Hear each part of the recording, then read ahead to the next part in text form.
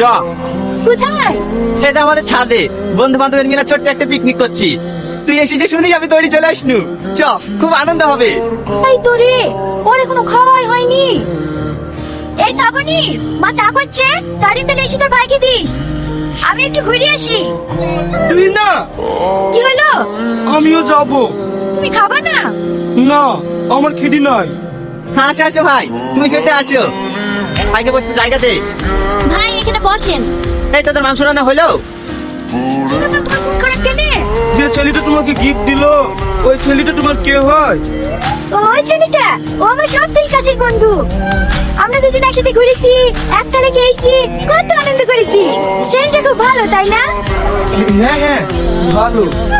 এই আজিজ, ওই গানটা বন্ধ করে এই গানটা চালা।